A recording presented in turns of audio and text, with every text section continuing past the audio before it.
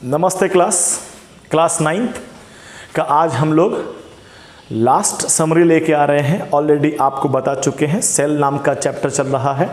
जो बच्चे पहली बार इस वीडियो को देख रहे हैं तो उन्हें पता होना चाहिए कि ऑलरेडी हम लोगों ने एक चैप्टर सेल पर काफ़ी सारा इन्फॉर्मेशन डाला जा चुका है। आपका काम होना चाहिए कि उसको प्रॉपर ढंग से देखें। आज हम लोग कुछ नए तरीके से वीडियो शूट करने का पूरा प्रयास कर रहे हैं। खर्चे हो रहे हैं, थोड़ा दिमाग लगाया जा रहा है।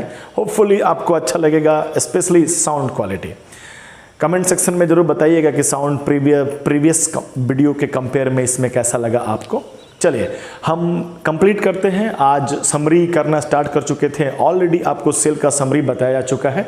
अब थोड़ा आगे बढ़ते हैं। आज बात करने वाले हम लोग माइटोकॉन्ड्रिया, जो लास्ट में बच जाता है माइटोकॉन्ड्रिया।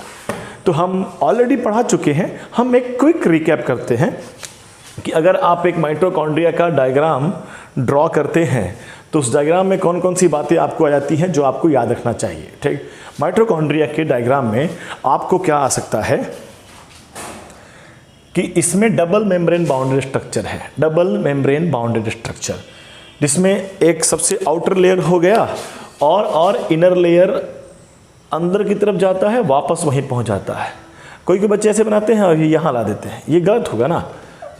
आप अंदर लेके जाइए फिर वापस वहीं के पास आ जाइए तो अच्छा डायग्राम बनता है। ठीक हो गया। देखिए यहाँ आप कैसे वापस वहाँ लेके नहीं आए, थोड़ा सा खराब लगता है। ठीक, नाम वेरी इंपॉर्टेंट, आप इसका नाम याद रखिए। This is cristae. Cristae inner membrane का इनसाइड का प्रोजेक्शन हो गया। यहाँ पे मशीन लगे हुए रहते हैं। उस मशीन का नाम आपको याद नहीं रहे तो भी कोई इशू नहीं है, बिल्कुल कोई इशू नहीं है कि आपको वो मशीन का नाम याद नहीं है। ठीक, आप याद करें ना याद करें, मशीन का काम क्या है ये आपको समझना चाहिए कि मशीन का काम होता है क्या, एनर्जी का प्रोडक्शन। माइटोकॉन्ड्रिया को कहा जाता है क्या, power house of the cell. Power house of the cell, that means it can produce ATP. ATP is the energy currency, already taught in previous classes. तो हमारा क्रिस्टी पर मशीन लगा हुआ है दैट फॉर्म एटीपी। उसके लिए यहाँ पर एक साइकिल चलता है, नाम है क्रैब साइकिल। क्रैब साइकिल, ठीक, क्रैब साइकिल चला और यहाँ पर एटीपी बन गया। प्रोसेस का नाम कह दिया जाता है रेस्पिरेशन। तो रेस्पिरेशन नाम का भी एक हिस्सा हो गया।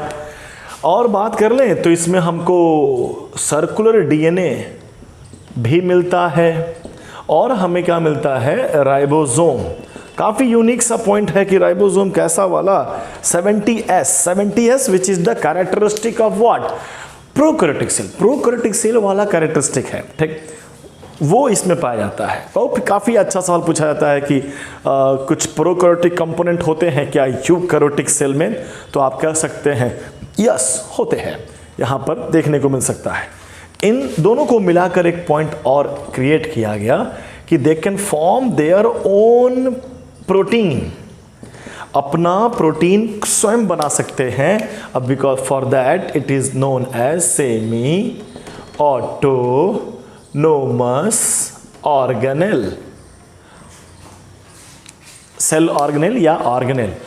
तो ये हमारा एक बहुत यूनिक पॉइंट हो गया। क्वेश्चंस पूछा जा सकता है कि हमारे यूकैरियोटिक सेल में ऐसा कौन है जो सेमी ऑटोनोमिक सेल ऑर्गेनेल है, तो हमारा इसका आंसर हो जाएगा what is semi autonomic cell organelle. Answer हो जाएगा दैट कैन फॉर्म, ऐसा cell organelle that can form their own protein. ऐसा क्यों कहते हैं इसको, because that mitochondria contain what, DNA and ribosome. आसान बात, हमारा यहाँ पर एटीपी बनता है, for that it is known as power house of the cell. तो mitochondria is also known as power house of the cell. इतना भी इंफॉर्मेशन अगर आपको याद रहता है तो काफ़ी है, मोर देन एनफ है। इतना भी इंफॉर्मेशन अगर आपको याद रहता है तो डन, एक हो गया। आफ्टर दैट हम लोगों ने पढ़ा था प्लास्टिड। प्लास्टिड में दो तरह के प्लास्टिड एक तरह से रिजर्व करने के लिए बनाया गया है organelle. Leucoplastid, colourless plastid, chromoplastid, colourful plastid, chromoplastid में एक हरा वाला रंग निकल के आता है, क्लोरोप्लास्टिड, CH, क्लोरोप्लास्टिड। क्लोरोप्लास्टिड इंपॉर्टेंट बन जाता है, आपको वही पढ़ना होता है। आप क्लोरोप्लास्ट को जोड़ सकते हैं कि it is required for photosynthesis. जो भी हमारा पड़ा हुआ है लाइफ, अर्थ पर का जो लाइफ है, जो प्लांट पर डिपेंडेंट होते हैं, अर्थ पर का जो लाइफ है वो ऑटोट्रॉपिक पर डिपेंडेंट हैं। ऑटोट्रॉपिक वो जो अपना फूड स्वयं बना सकते हैं, उस पर डिपेंडेंट है। आसान बात कर रहे हैं, क्लियर बात कर रहे हैं। तो हमें एक सिंपल सा क्या पढ़ लेना होता है, क्लोरोप्लास्ट। एक क्लोरोप्लास्ट का डायग्राम अगर हम बना कर देख लें तो आपको इजी हो जाएगा। हम यहाँ इसको रहने दिए हैं क्योंकि हम बड़ा आराम से कुछ बातों को कोरिलेट कर जाएंगे। फॉर जैसे कि हमारा क्लोरोप्लास्ट भी डबल मेम्ब्रेन बाउंडेड स्ट्रक्चर होता है, दिख रहा है? यस, हमारा क्लोरोप्लास्ट भी डबल मेम्ब्रेन बाउंडेड स्ट्रक्चर होता है, जस्ट लाइक माइटोकॉन्ड्रिया। लेकिन there is a difference between mitochondria structure and chloroplast structure. In this inner folding is present, but in that inner folding नहीं होता है, जस्ट सिंपल ड्राइंग। और बात करते हैं तो इसके अंदर और भी बहुत सारा और भी बहुत सारा मेम्ब्रेन बाउंडेड स्ट्रक्चर होता है जिसका नाम thylakoid. Thylakoid is the structure. जैसे यहां पर एक स्ट्रक्चर था, मशीन था, क्रिस्टी था, समझो, क्रिस्टी के ऊपर मशीन का नाम ऑक्सीजोम भी कहते थे। तो यहां पर थाइलेक्वाइड है। इसी थाइलेक्वाइड के मेम्ब्रेन पर होता था chlorophyll. Very important information, chlorophyll. और यहीं पर एक साइकिल, जैसे इसमें भी एक साइकिल चलता था, इधर के साइकिल का नाम था क्या? Krebs cycle. माइटोकॉन्ड्रिया में फॉर एनर्जी प्रोडक्शन यहां पे होता है कैल्विन साइकिल। कोई विशेष परेशान नहीं होना है, व्हाट इज कैल्विन साइकिल नहीं पूछ सकते हैं आप, व्हाट इज क्रैब साइकिल नहीं पूछ सकते हैं आप पूछेंगे तो जवाब यही दे दिया जाएगा कि क्रैब साइकिल ऐसा साइकिल है जो माइटोकॉन्ड्रिया में पाया जाता है और एनर्जी प्रोडक्शन में हेल्प आउट करता है। Calvin cycle just like that, कैसा साइकिल है? एक ऐसा साइकिल जो क्या करता है, that can form food glucose के रूप में बनाता है, फोटोसिंथेसिस हो गया। आसान बात। हम कई बार बताया करते हैं कि जो क्लोरोप्लास्ट है, इमेजिन करो कि ये क्लासरूम तुम्हारा क्लोरोप्लास्ट है और इसमें जो बेंच लगे हुए हैं लाइन बाय लाइन, उसे हम थाइलेक्वाइड कहते हैं। बेंच पे जो आप बैठकर इंफॉर्मेशन गेन करते हैं, आपको हम क्लोरोफिल कह देते हैं। बेंच के अलावा जो भी जगह बचा हमारा, उसको स्ट्रोमा कहा गया। ये थाइलेक्वाइड को कंबाइन करके कहेंगे तो ग्रैनम सिंगुलर और प्लूरल है, ग्रैनम सिंगुलर, ग्रैना प्लूरल हो गया। और इसके अलावा जो भी इधर जो बच गया जगह बहुत सारा चीज भरा हुआ होगा, उसे स्ट्रोमा कहते हैं। तो ग्रैना और स्ट्रोमा दो हमारा जगह हो गया। स्ट्रोमा में साइकिल चलता है। कौन सा साइकिल? कैल्विन साइकिल चलता है। इंपॉर्टेंट यही याद रखते हैं। और हम क्यों रखें इन दोनों डायग्राम को आसपास कि यहाँ पर भी सर्कुलर डीएनए मिलता है और यहाँ पर भी यही राइबोसोम मिलता है, 70S राइबोसोम। तो अनदर प्रोकैरियोटिक कंपोनेंट रखने वाला अगर कोई सेल ऑर्गेनेल है तो हमारा प्लास्टिड है, हमारा क्लोरोप्लास्ट है। प्लास्टिड के बारे में इंपॉर्टेंट पॉइंट कि ये एनिमल सेल में नहीं पाया जाता है। One of the difference that you can write for difference in animal cell and plant cell. आसान बात कह रहे हैं। इसे भी सेमी ऑटोनोमस सेल ऑर्गेनेल कह सकते हैं, सेम रीजन के साथ। बिल्कुल आसान स्पष्ट बात। इतना हो गया, हमारा ये भी प्लास्टिड भी कंप्लीट हो गया और हमने 2 सेल ऑर्गेनेल को कंप्लीट कर दिया। अब हम काफ़ी एंड तक पहुंच चुके हैं। हम 2 वीडियो से आपको बताने का कोशिश यही कर रहे हैं कि भले पढ़ाया गया 10 video, 12 video, 13 video for completing 1 simple सा चैप्टर सेल, लेकिन आप उसे मात्र एक चैप्टर में, एक दिन में, 1 घंटे की वीडियो में भी कंप्लीट कर सकते हैं। लास्ट वैक्यूल सिंपल सा सेल ऑर्गेनेल है, मेन नाम याद रखना है कि tonoplast. Membrane of the vacuole is known as what? Tonoplast. Tonoplast membrane है उसका, याद रखिए आप कि सिंपल सा बात है, ठीक। इसके अंदर बहुत सारा मटेरियल भरा रहता है, फ्लूइड भरे रहते हैं, कई सारे केमिकल्स भरे रहते हैं। वैक्यूल के बारे में एक और डिफरेंस जो कि आप प्लांट सेल और एनिमल सेल के बीच में लिख सकते हैं, और वो है कि ये लार्ज होता है इन प्लांट सेल और स्मॉल होता है इन एनिमल सेल। यही की पॉइंट है जो आपको याद रखना है। कई तरह के नाम बन जाते हैं वैक्यूल के, आप कोई सैक वैक्यूल कहता है, सैप वैक्यूल, ऐसा वैक्यूल इसमें सैप भरा हुआ हो। कोई कह देता है कॉन्ट्रैक्टाइल वैक्यूल, जो अमीबा में भी पाया जाता है, पैरामीशियम में भी पाया जाता है, तो वो नाम हो गया क्या? कॉन्ट्रैक्टाइल वैक्यूल, जिसके अंदर पानी भरा होता है। वाटर वैक्यूल भी कह सकते हैं। अमीबा में पानी वाला भरा हुआ वैक्यूल को नाम कॉन्ट्रैक्टाइल वैक्यूल भी दिया गया है, याद रखिएगा। फूड वैक्यूल, फूड भरा हुआ होगा। गैस वैक्यूल, गैस भरा हुआ होगा। होगा कोई ऐसा लाइफ जिसको पानी में रहने की ज़रूरत होती है और पानी में तैरते रहना है, तो कुछ बलून की तरह फुला के रखना पड़ेगा ना, तो होगा कोई वैक्यूल जो गैस भर के रखता होगा। आसान बात। प्रैक्टिकली भी आपको हम बता चुके हैं ऑलरेडी कि अगर आपको प्लांट सेल देखना है तो उसे स्टेन किया जाता है सैफरीन से, और जब आप देखेंगे अंडर ऑब्जर्वेशन इन माइक्रोस्कोप तो आपको पता चला है कि मैक्सिमम जगह तो वैक्यूल ही ले लिया है। सारे सेल ऑर्गेनेल कोने में, किनारे में कहीं दबाए हुए पड़े होते हैं। और जब यही बात जब करते हैं आप किसकी, एनिमल सेल की, तो एनिमल सेल में ये बात नहीं होता है, तो न्यूक्लियस सेंट्रली प्लेस्ड आपको दिखता है। डन हो गया वैक्यूल के बारे में, इससे ज़्यादा कुछ बात नहीं करना था। लास्ट जाते जाते हम लोगों ने बात कर लिया था, एक वर्ड आज थोड़ा डिफरेंट तरीके से बोलते हैं, साइटोस्केलेटन। स्केलेटन टन टन टन होता है। साइटोस्केलेटन, साइटोस्केलेटन सेल के स्केलेटन को कहते हैं, ठीक। सेल के स्केलेटन को, सेल के ढांचा को, हम लोगों के बॉडी का जो ढांचा है that is maintained by what? Our bone.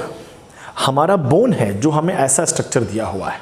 अगर ये बोन हटा दिया जाए तो हम लोग एक जगह पड़ जाएंगे। तो अगर सेल का एक स्ट्रक्चर है तो उसमें भी अंदर से बहुत सारा बांस, pipe, tube, bone like structure बन के पड़ा हुआ है और हमारा सेल का एक स्ट्रक्चर बन के आता है। आसान बात कह रहे हैं, सिंपल बात कह रहे हैं, ठीक।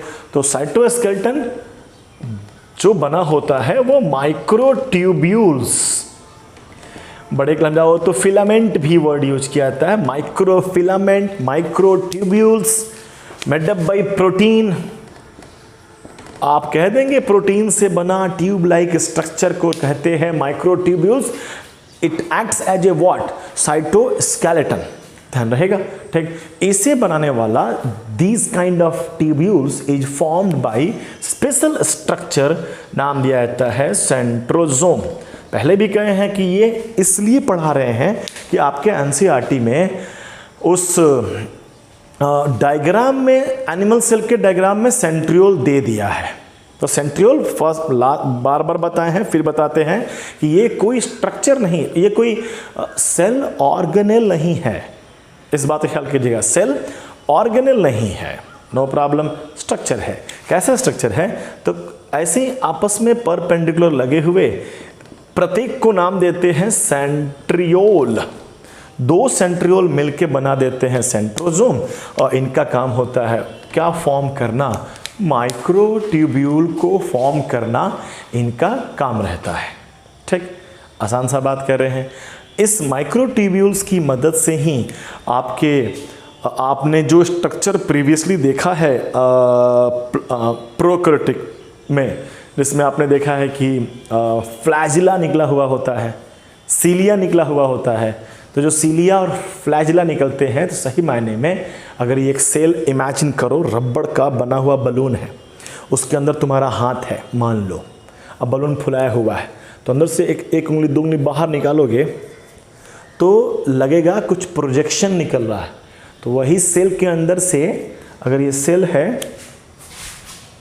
सेल है तो इधर से अगर ट्यूब बना कर इसको खींचा जाए तो ये एक एक्स्ट्रा स्ट्रक्चर आपको दिखता है, लेकिन सही मायने में यहाँ पे क्या लगे हुए हैं, बहुत सारे ट्यूब लगे हुए हैं और फाइनल वर्किंग किया गया है। तो फ्लैजिला का फॉर्मेशन, सिलिया का फॉर्मेशन, इवन यूकैरियोटिक सेल में भी फ्लैजिला दिखता है। स्पर्म सेल क्लास 7-8 से आप वर्ड सुनते हैं। स्पर्म सेल में फ्लैजिला होता है जिसके थ्रू मोबिलिटी होती है, मूव करने की एबिलिटी होती है। ठीक, एक लास्ट बात बताए थे, लास्ट बात कि सेल को जब डिवाइड करना होता है तो जो क्रोमोसोम होते हैं उनको अलग अलग खींचने में काम आता है।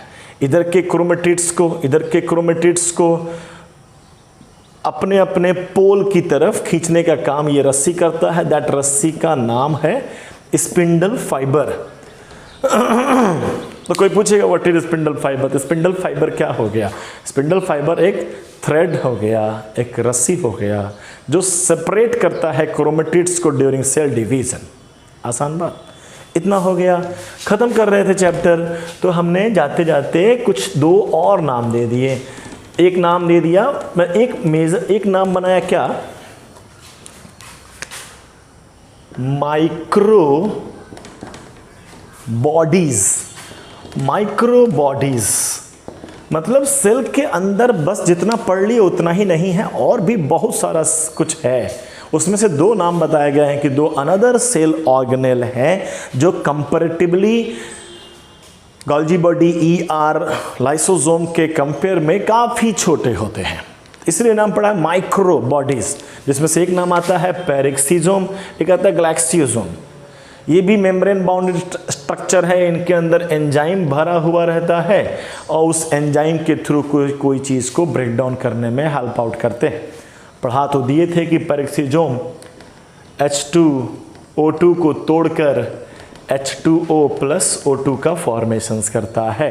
काइंड ऑफ टॉक्सिक मटेरियल है H2O2, हाइड्रोजन पेरोक्साइड, कान साफ करने में हेल्प आउट किया जाता है, तो उसको साफ सुथरा करने का काम करते हैं। That's it. Glyoxysome, peroxisome, ग्लैक्सियोसोम।